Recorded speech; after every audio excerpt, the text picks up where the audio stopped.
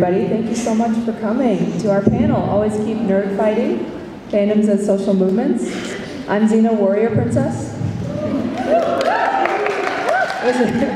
Thank you. And this is my research partner, Easter, the goddess Easter from American Gods. Any American Gods? Yeah, woo, run in. You're not late. Come on, it's fun.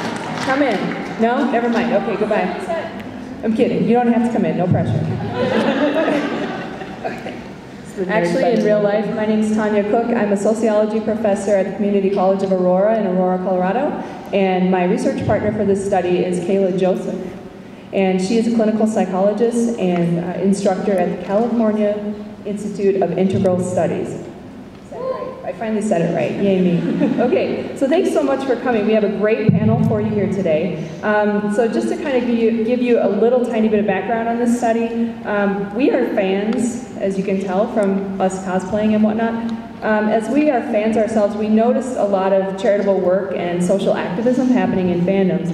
And so we were kind of really curious about that, especially that we were seeing it multiple fandoms at the same time. Harry Potter Alliance is doing some excellent work with the Granger Leadership Academy. I'm sure you could tell me about things that you're doing, which I'd love to hear about.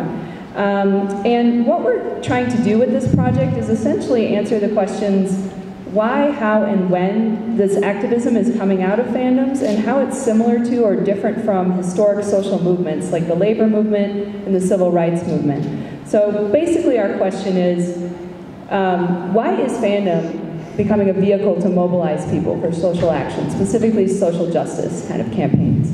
All right. We're also interested in kind of what meaning fandom creates for fans and how that affects their identities. So our plan today is just to talk really, really briefly about what we've found out so far, and then we've prepared some questions for our panelists that they're going to respond to, and then the last little bit of the panel we'll open it up for questions from you all, and there's some cards on your seat, so you might be able to get a prize, maybe? So don't lose your card. What? I know. Okay, so first, before we get started, let me introduce our excellent panelists. So when I say your name, just wave so they know who you are. So first we have Riley Keschner. Hey Riley, thank you for coming. And by the way, a lot of these people came from all the way to Denver from far away, so thank you so much. Riley's a graphic artist and half of the duo behind the very popular and very influential Twitter group, Wayward Daughters. So if anybody, yeah, right? So, spin-off? Yeah? So, we're going to talk about that, okay? So, together with Kim Rhodes, Brianna Buckmaster, and Betty Days, Wayward Daughters has run several charity campaigns to benefit Random Acts and New Leash on Life, among others. Welcome, Riley. Thanks so much for coming. Oh, thank you. All right, down the table a little bit, we have Anita Moncrief, and she is a grassroots organizer and expert activist. Inspired by Supernatural's 200th episode, set in Flint, Michigan, she came up with the idea to sponsor a contest called Fanfic for Flint. So what they're going to do is have writers submit the full musical script, and then they're going to produce it with actors and everything. Has anybody seen Supernatural, the musical? Yeah, yes. So, and what they're going to do with the proceeds of that is they're going to help the people of Flint buy water filters to filter out lead, because these people have not had clean water for over 1,000 days. That's just not right. So we got to do something about that, right? All right. Welcome, Anita. Thank you so much for coming. All right, and finally we have Jillian Holtzman, aka Charlotte Renkin. Charlotte's full disclosure, my friend. So thanks, Charlotte. And she's a multimedia storyteller and journalist. She's an active member of the Colorado and London Nerdfighter groups, which are, who knows Nerdfighters? Yeah, John and Hank Green, all right, Vlog Brothers, okay, awesome. And so she writes a lot about fandom, online community, literary activism, and she's the editor of the upcoming pop culture zine, Parallels in Fandom, which is accepting submissions until the end of July, right? Yep. All right, and full disclosure, we've got an essay coming out on that, so watch for that, about how awkward I get around Misha Collins. Okay? And other stuff that's more important than that, but okay. Thanks, Charlotte. Welcome. Okay, so just a little bit of background. I started working on this in the fall of 2015 after falling headfirst in the supernatural fandom and seeing all the great work fans were doing with Gishwas. And everybody know what Gishwas is? The greatest international scavenger hunt the world has ever seen. Okay, very, very modest name there.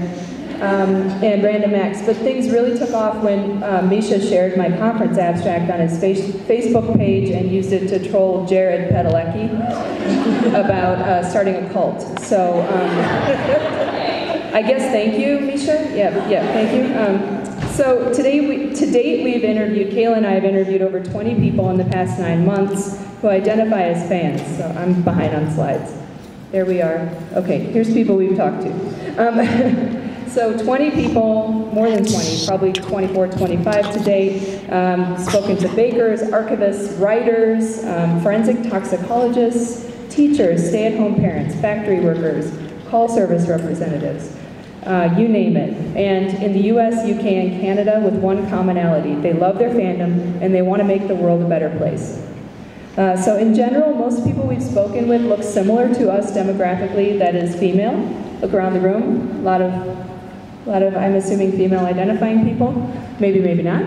Between 20 to 60 have a bachelor's degree or higher and are mostly American of European descent. And then here's some of the fandoms that we've, that are represented in our studies. You can see a pretty broad range of fandoms. Most individuals, I would say, that we've talked to so far in the supernatural fandom, probably followed by Star Wars. The 501st and Rebel Alliance are quite active in charity work.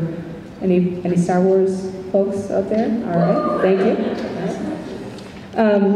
So when we've asked fans how and why they do charity work and how they connect that identity to charity work, here's some commonalities that they've shared. They've been inspired by leaders, celebrity leaders in the fandom, so I would call this Misha, Misha, Misha, or Jared, Misha, Jared, Misha, is the way I would summarize that. So I'm calling these kinds of leaders star-ticipants, because they actually participate in the charity work themselves. So it's not just, I'm going to ask you to do this thing, I'm going to go there with you and build this school. I'm going to do this with you, let's do this together. Fans have talked about wanting to give back to help other fans based on joy that they've received from the fandom, support they've received. I think Riley's going to talk a little more about this, about the paying it forward aspect. And then fandom is a reciprocal or gift economy we're finding, and that's an anthropological term, but essentially fans trade art, they trade stories, they share things with other fans and support each other, and it's really inspiring.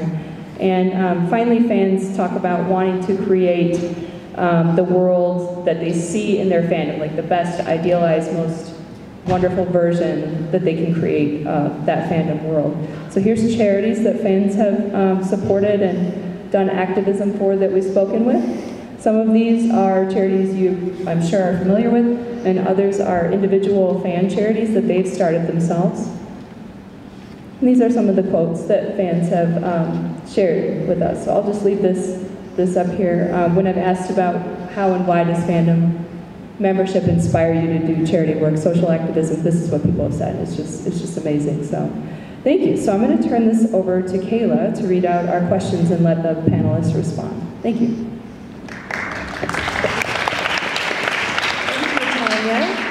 So our first question, we've gotten a little bit of background from all of you, but if you could just take a minute to describe your experience with your group or project and why this topic or project